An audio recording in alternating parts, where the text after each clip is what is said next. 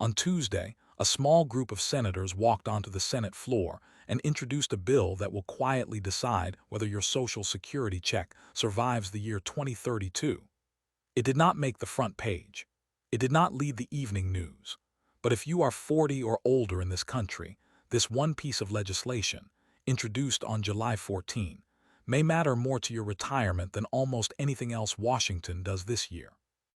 By the time this video ends, you will understand exactly what was introduced, what it does, and why the year 2032 has suddenly become the most important number in your financial life. The bill is called the Promise Act. According to CNBC, it was introduced by a bipartisan group of senators, and it is designed to do something Washington has avoided doing for decades: force itself to fix Social Security before the program runs into a wall that is now clearly visible on the calendar. That wall is 2032, and the reason it matters to you is simple. According to the 2026 Social Security Trustees Report, if nothing changes, the fund that pays your retirement benefits will run dry in the fourth quarter of 2032, and at that moment, the law only allows the program to pay a fraction of what it owes. Let me put that in the plainest terms I can. If Washington does nothing, the trustees project that in late 2032 Social Security will only be able to pay 78% of scheduled retirement benefits. That is not a rumor. That is not a scare tactic. That is the federal government's own projection, published this year. And 78% means an automatic cut of roughly 22% across the board to everyone receiving retirement benefits at that time. According to CNBC, that works out to about $500 a month for a typical beneficiary if it happened today. Let me make that number real for a moment, because 22% can sound abstract until you put it against a life. Imagine someone who worked for 40 years, paid into Social Security out of every single paycheck, and now lives on a benefit that covers the mortgage, the utilities, the groceries, and the medicine, with very little left over. That is not an unusual situation. It is the ordinary reality for millions of older Americans. Now imagine that check dropping by about $500 a month, overnight, not because they did anything wrong, but because a deadline arrived and Washington failed to act in time. That is what the year 2032 represents if nothing changes. It is not a distant policy debate. It is a kitchen table event waiting to happen. Now here is why Tuesday matters. For years, everyone in Washington has known this date was coming. And for years, both parties have done the same thing: nothing. Because touching Social Security is considered the most dangerous move in American politics. This new bill is an attempt to break that paralysis, and the way it tries to do it is genuinely unusual. It does not cut your benefits. It does not raise your taxes, not by itself. Instead, it builds a machine designed to force Congress to finally act, whether it wants to or not. That is the part most people are going to miss. When they hear the word Social Security bill, they assume it means cuts. This one is different, and the difference is the whole story. So I need you to stay with me, because understanding what this bill actually does and what it deliberately does not do is the key to understanding what your retirement might look like a few years from now. Here is my promise to you for the next half hour. I'm going to walk you through exactly what happened on Tuesday in plain English. I'm going to show you the real numbers behind 2032 and where they come from. I'm going to explain how this new process is supposed to work, who it affects, and what options are quietly sitting on the table waiting to be chosen.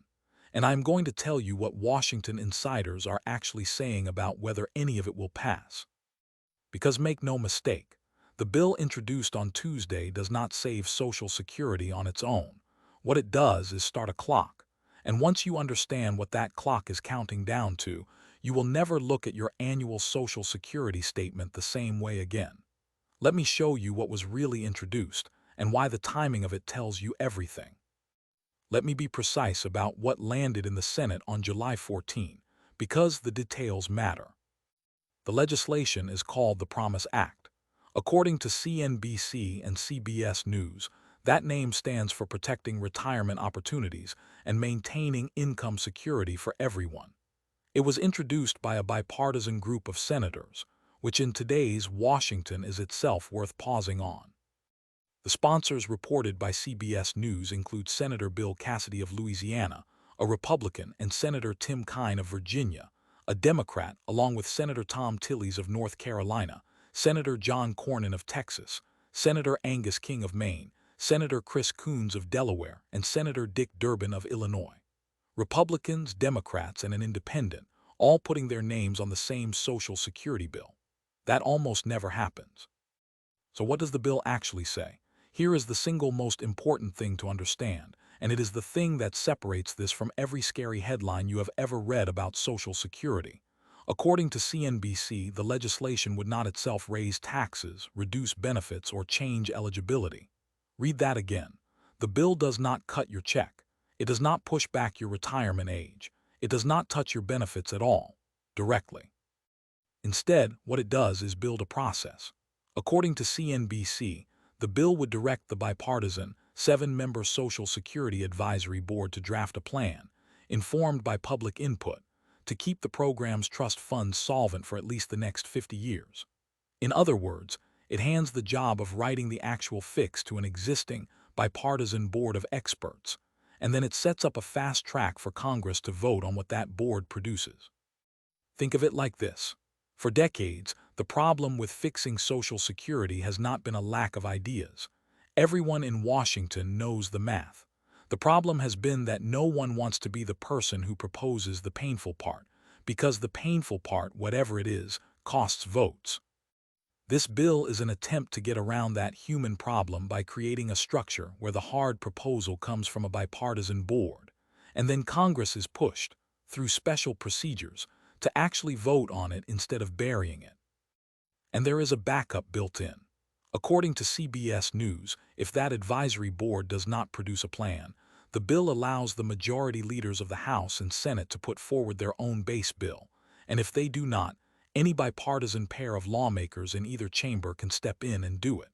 The whole design is about removing every excuse for inaction. If one path stalls, another opens.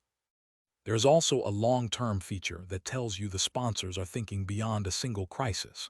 According to reporting on the bill, it would create a solvency review every 10 years.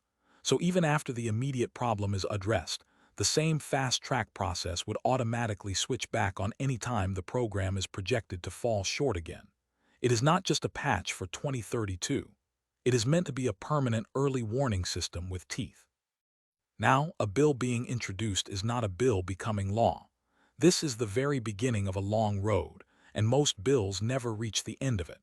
But the introduction itself is a signal.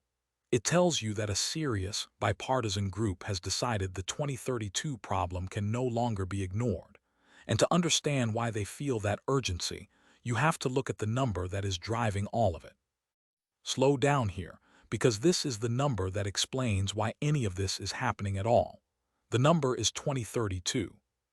According to the 2026 Social Security Trustees Report, released in June, the trust fund that pays retirement benefits, formerly called the Old Age and Survivors Insurance Trust Fund, is now projected to be depleted in the fourth quarter of 2032. And here is a detail that made this year's report land harder than usual. According to CNBC, that is 3 months earlier than the projection in the previous year's report. The deadline is not just close. It is moving toward us. Let me explain what depleted actually means, because the word gets misunderstood constantly. It does not mean Social Security disappears. It does not mean the checks stop. Social Security is funded mainly by the payroll taxes that workers pay in right now, and that money keeps flowing in as long as people are working. What runs out in 2032 is the reserve. The savings cushion the program has been drawing on to pay full benefits, while its costs run higher than its incoming taxes.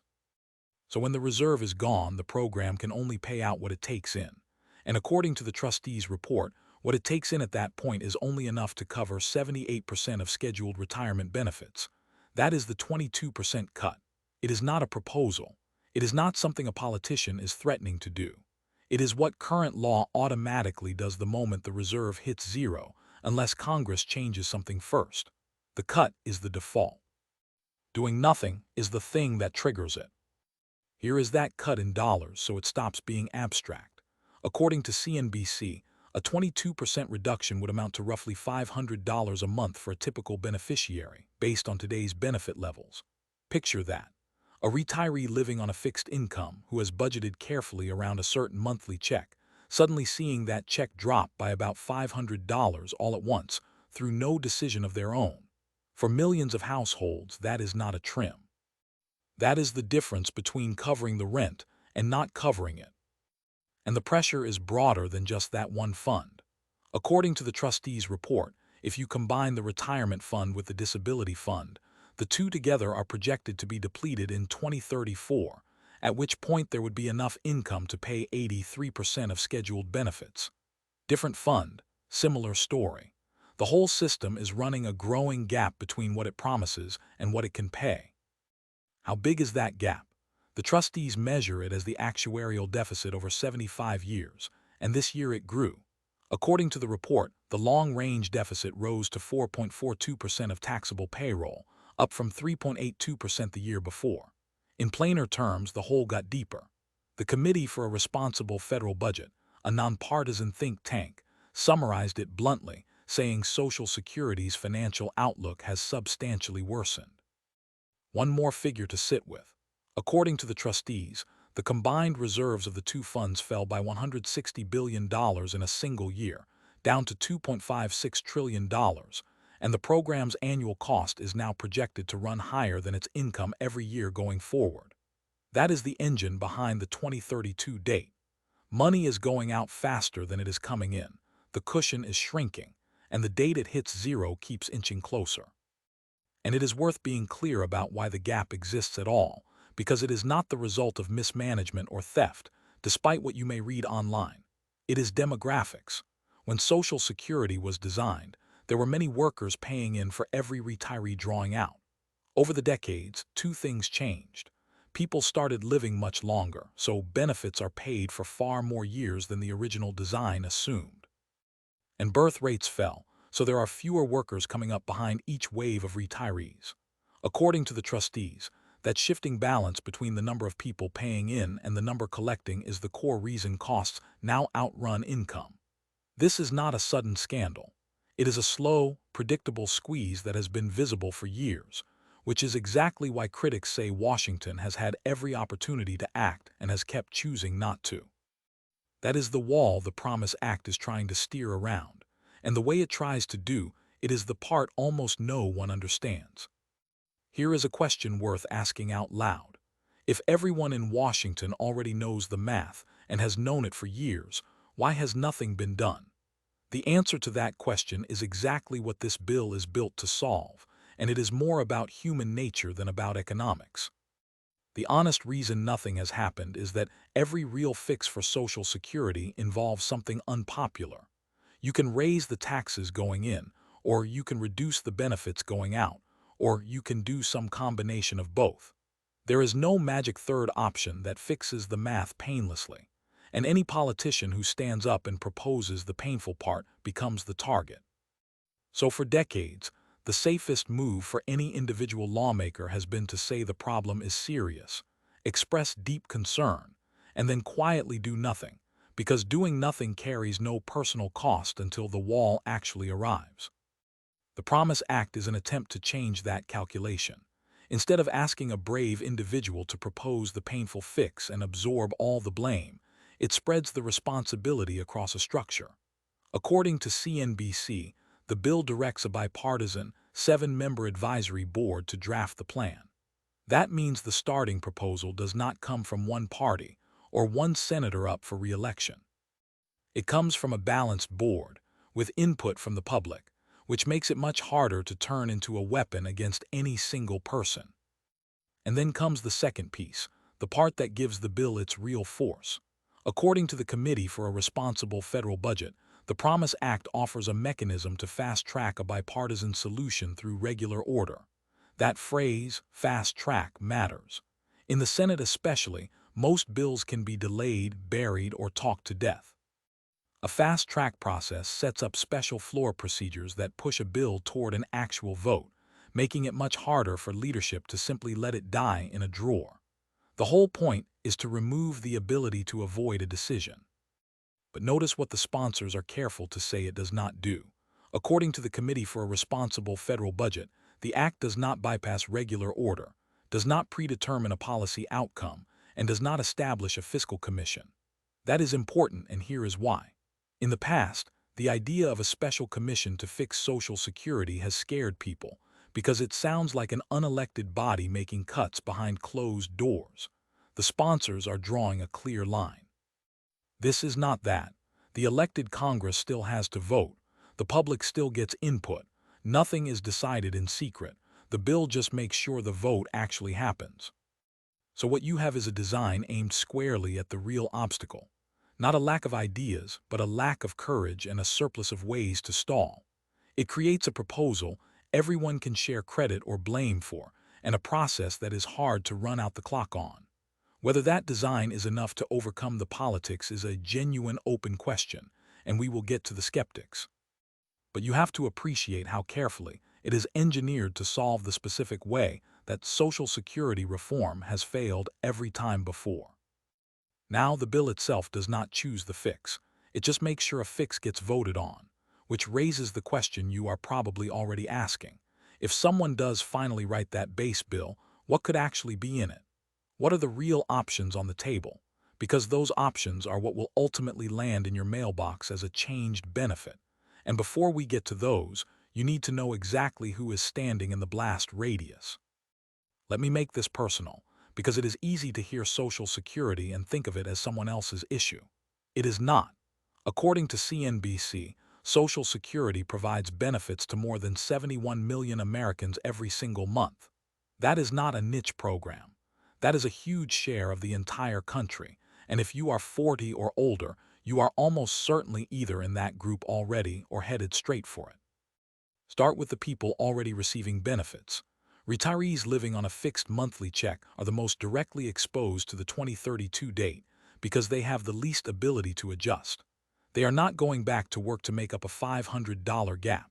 They built their budget around a number, and an automatic 22% cut would land on them with full force and almost no warning. For this group, the question is not abstract policy. It is whether the check they depend on holds. Next, the group I want to speak to most directly: people in their late 40s, their 50s, and early 60s. If that is you, pay close attention because you are in the most consequential position of all. You are close enough to retirement that you are actively planning around Social Security, running the numbers, deciding when to claim, building it into your picture of the future. And you are far enough out that the changes coming from any fix, whether to the retirement age, the tax cap, or the benefit formula, could hit you squarely before you ever start collecting. The decisions Washington makes in the next few years may reshape the exact deal you thought you were counting on. Then there are younger workers, people in their 20s, 30s, and early 40s. It is tempting for them to tune this out, and many do. But here is the reality. They are the ones paying the payroll taxes that fund the whole system right now, and they are also the ones most likely to face higher taxes or a later retirement age if the fix leans in that direction. Whatever gets decided will shape their working lives for decades. They have the most time, but also the most exposure to a long-term change. And do not forget who else relies on this program beyond retirees. According to the trustees' report, the system also covers disability benefits and survivors' benefits. That means workers who become unable to work, and the spouses and children of workers who have died, are woven into the same funding picture. When people talk about Social Security as a retirement program, they are describing only part of it. It is also the safety net underneath families who lose a breadwinner, and those families are affected by the same math. And here is what makes the exposure so serious for the oldest group. For a large share of retirees, Social Security is not simply one piece of their income. It is the foundation of it.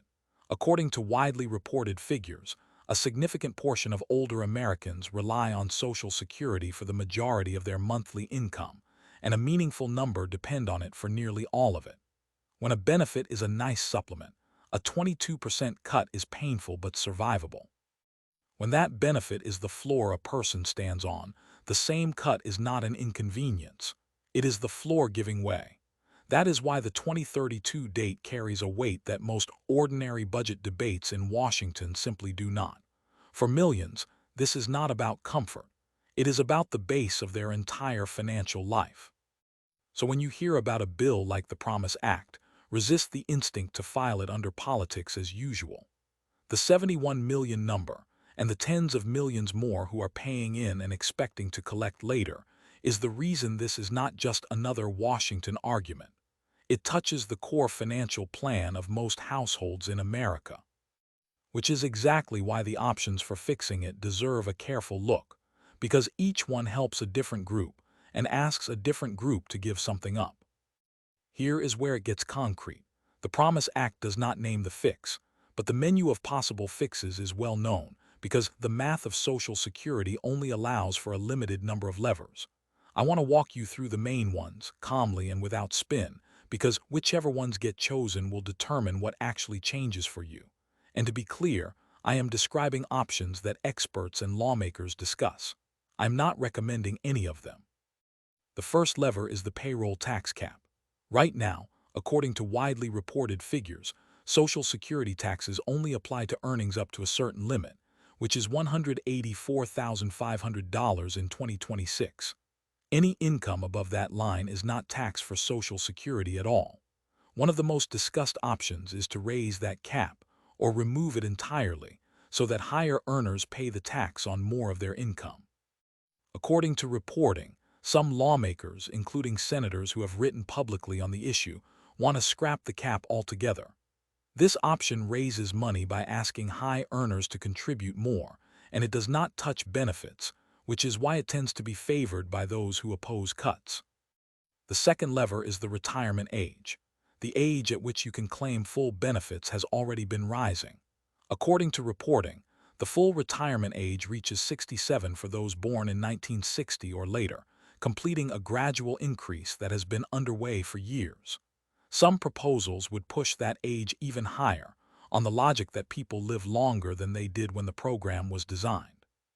This option reduces the program's costs, but it effectively means a benefit cut for future retirees, who would either wait longer or accept less for claiming early. It tends to be favored by those who oppose tax increases. The third lever is the payroll tax rate itself. According to the trustees' report, the program's actuarial gap could be closed with a uniform increase in the payroll tax rate, or a uniform reduction in benefits, applied across all years. In plain terms, everyone who works could pay a slightly higher percentage of every paycheck into the system. This spreads the cost broadly across all workers rather than concentrating it on high earners, which is both its appeal and its problem, depending on who you ask. The fourth lever is the benefit formula itself. This is the most sensitive one.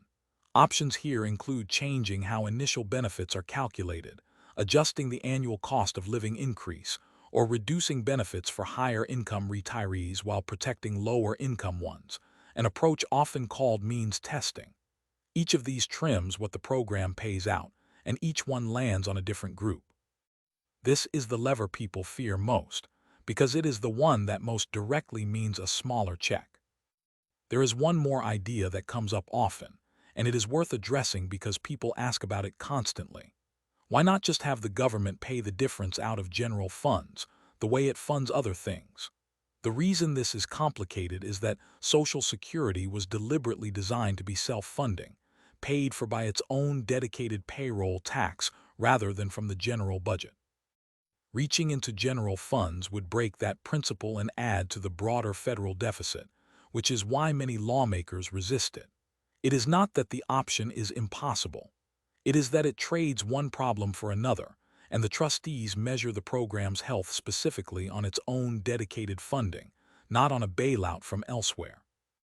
Now here is the honest part that no politician likes to say out loud. According to the trustees' report, closing the gap requires real changes on a meaningful scale, and the longer Washington waits, the larger those changes have to be. Consider what that delay actually costs. A change made today can be small and phased in slowly, giving people years to adjust. The same fix forced through at the last minute, in 2032, would have to be far larger and far more sudden, because there would be no runway left. In other words, every year of inaction does not just postpone the problem. It makes the eventual solution harsher for everyone it touches. There is no painless option hiding in the menu, and waiting quietly removes the gentlest options one by one. Every lever either asks someone to pay more or asks someone to receive less. The only real choice is which combination, and who carries the weight. That is precisely the choice the Promise Act is trying to force Washington to finally make. And whether Washington is actually willing to make it is where the fight begins. So will any of this actually happen?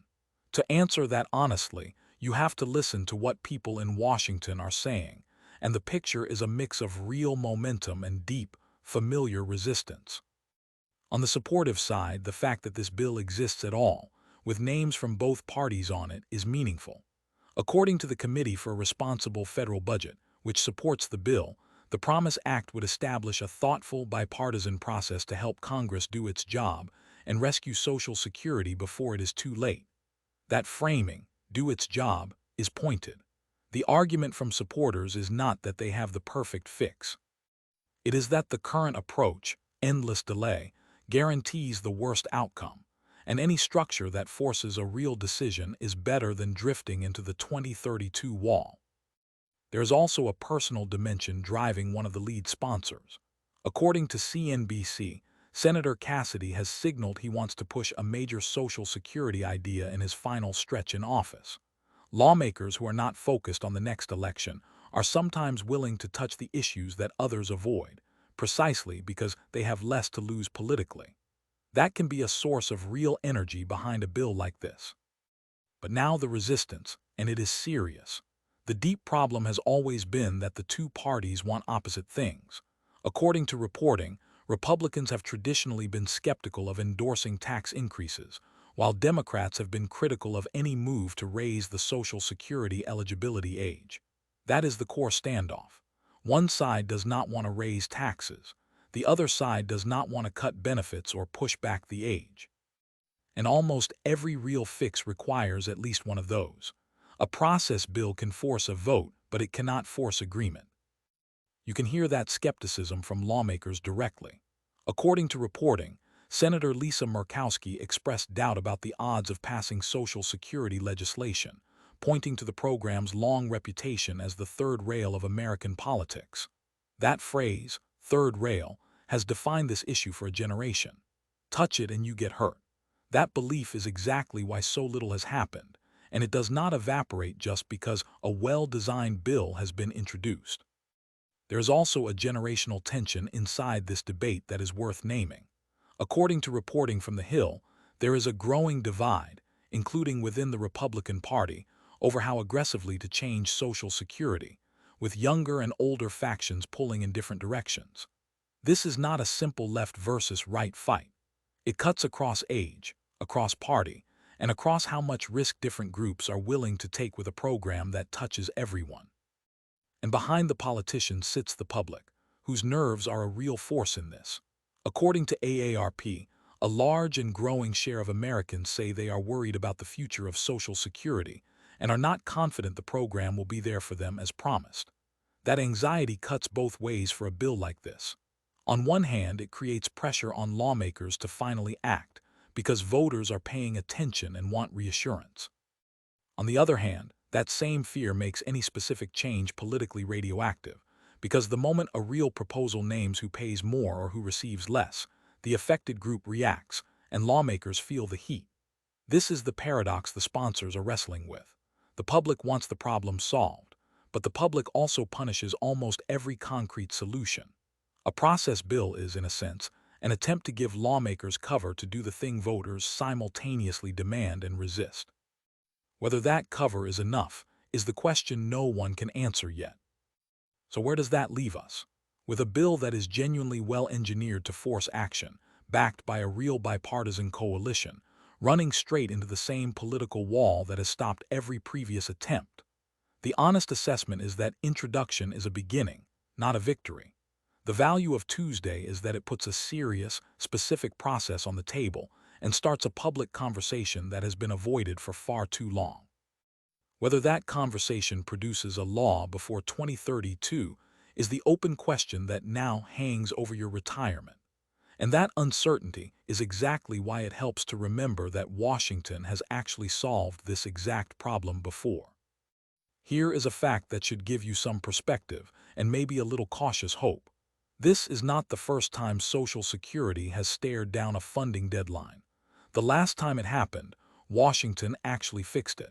And how they did it tells you a great deal about what may be coming now. Go back to the early 1980s. Social Security was not facing a distant projection. It was facing an immediate crisis, months away from being unable to pay full benefits on time. The situation was arguably more urgent than what we face today, because the wall was not years off. It was right in front of them.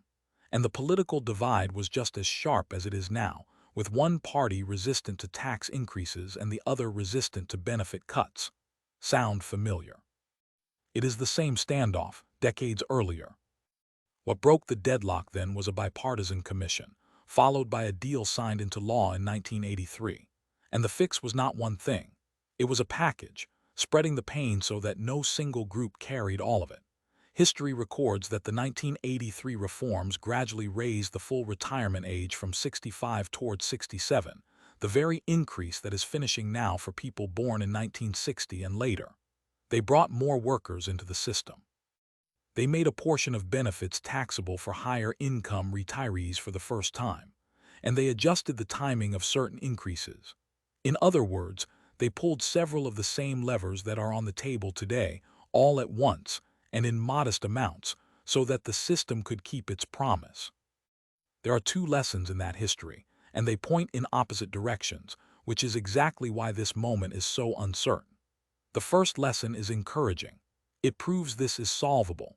When the deadline got close enough and the pain of inaction became real enough, both parties came to the table and made a deal that kept Social Security paying full benefits for another half-century. The program you are collecting from, or counting on, exists in its current form because Washington did the hard thing in 1983. It can be done because it has been done. The second lesson is more sobering. The 1983 fix worked for a time, but it did not solve the problem forever, and here we are again, facing a new deadline because the underlying pressures never went away. People keep living longer, which means benefits are paid out for more years. The ratio of workers paying in to retirees drawing out keeps shifting, with fewer workers supporting each retiree than in the past. Those are slow, structural forces, and no single deal permanently defeats them. That is precisely why the Promise Act includes a review every 10 years. The sponsors clearly learned the lesson of 1983. A one-time fix is not enough. You need a system that keeps returning to the problem before it becomes a crisis again. So when you hear the doom and the deadlock, hold this history in your other hand. The last time the country faced this, it did not let the program fail. It acted, imperfectly and at the last minute, but it acted. Whether today's Washington can summon that same willingness with a deadline that is close but not yet upon us is the real test. The 1983 deal proves the wall can be avoided. It does not prove that it will be. And that is the uncertainty you now have to plan around. Let me shift from Washington to your kitchen table, because the natural question after all of this is simple. What am I supposed to do with this information? I want to answer that carefully, because I am not here to tell you what decisions to make. I am here to help you think clearly about the situation.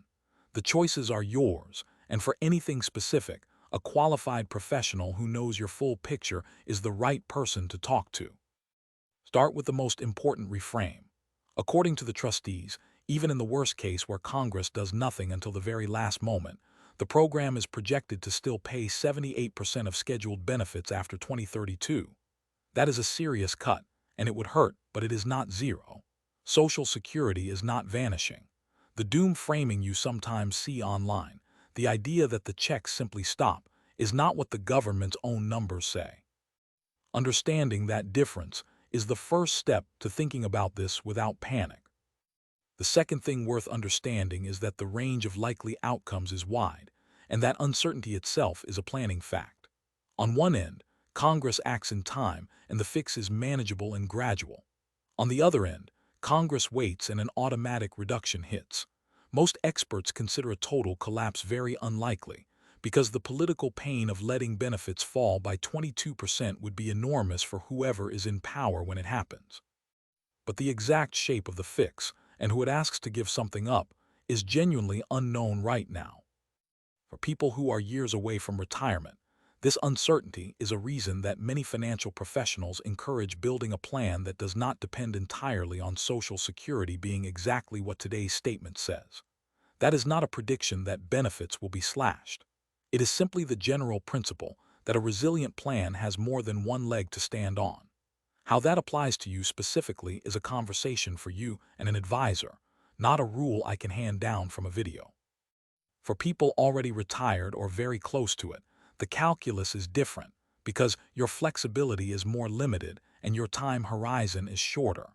The most useful thing you can do is stay genuinely informed as this process unfolds, so that if changes do get proposed, you understand them early rather than being surprised. Decisions like when to claim benefits, how to coordinate with a spouse, and how to structure other income are exactly the kind of thing where professional guidance tailored to your situation is worth far more than any general statement. And here is a mindset point that applies to everyone, regardless of age. The single most dangerous response to news like this is either total panic or total denial. Panic pushes people into rushed decisions, like claiming benefits early out of fear, that can cost them for the rest of their lives. Denial pushes people to ignore a genuine, dated risk that deserves attention. The steady middle is to stay informed, keep your plan flexible, and pay attention as Washington moves, without letting a headline stampede you into anything. It is also worth knowing where to put your attention so you are not swept along by every headline. The two things actually worth tracking are simple. First, does a real base bill get written, whether by the advisory board or by lawmakers, and what levers does it pull? Second, does that bill get an actual vote rather than dying quietly? Everything else, the speeches, the outrage, the viral posts, is mostly noise around those two questions. If you keep your eye on whether a concrete proposal appears and whether it reaches the floor, you will understand this story better than almost anyone arguing about it online. That is really the honest takeaway. This is not a moment for a dramatic move. It is a moment to pay closer attention than you have been, to understand that a real deadline exists, and to make sure the people advising you are factoring it in. The Promise Act does not change your benefits today. What it changes is the seriousness of the conversation. And that means the smartest thing you can do right now is simply to keep watching, because the story is only beginning. So where does this go from here, and what should you actually keep your eye on? Let me lay out what comes next, because a bill being introduced on a Tuesday is the first step of a long journey, and the steps that follow are the ones that will determine whether any of this reaches your check. First thing to watch is whether the Promise Act gains support beyond its original sponsors. In Washington, the health of a bill is measured partly by how many lawmakers sign on after it is introduced. If more senators from both parties add their names, and if a companion version appears in the House, that is a signal the idea is building real momentum. If it sits quietly with only its original backers, that tells you the political wall is holding. Watch the coalition, because it is the early tell. The second thing to watch is the response from leadership in the White House. A process bill like this only works if the people who control the floor are willing to let the process run. Pay attention to whether Senate and House leaders speak favorably about it, stay silent, or push back. Their posture will tell you far more than any single hearing about whether this has a real path forward or whether it becomes another well-intentioned bill that never gets a vote. The third thing to watch is the calendar against 2032. According to the trustees, the retirement fund reserve is projected to run dry in the fourth quarter of 2032, and every year that passes without action makes the eventual fix larger and more abrupt, according to the report. The closer we get to that date, the more pressure builds, but also the fewer gentle options remain. Time is not neutral here. It is working against a smooth solution, which is the entire argument the sponsors are making. The fourth thing to watch is your own annual Social Security statement and any official communication from the Social Security Administration. As this debate develops, keep an eye on the projections and notices you receive, and be cautious about second-hand claims online. When it comes to your benefits, the trustees' report and the Social Security Administration itself are the reliable sources, not viral posts. If a real change is enacted, it will be documented officially, and that is where you should confirm it. And keep this in mind as the noise grows. Because this touches so many people and so much money, Social Security attracts an enormous amount of misinformation, especially online. You will see confident claims that benefits are about to be eliminated, and equally confident claims that there is no problem at all. Both extremes are wrong. The measured truth is that there is a real, dated funding gap, and there is now a serious bipartisan attempt to force Washington to address it. Hold on to that framing, and you will see through most of the nonsense. The bottom line is this. On July 14, a bipartisan group of senators started a clock that Washington can no longer easily ignore, aimed at a 2032 deadline that is moving closer every year. Whether the Promise Act itself becomes law or not, it has put the real choice on the table, and that choice will shape the retirement of tens of millions of people, very possibly including you. Stay informed, stay steady, and keep watching how this unfolds, because the decisions made in the next few years will echo for decades. The date is set, the clock is running, and for once, Washington has been handed a plan to beat it. What happens next is up to the people you sent there. This video is for informational purposes only and does not constitute financial, legal, or tax advice. Laws and policies change. Always consult a qualified professional before making any financial decisions.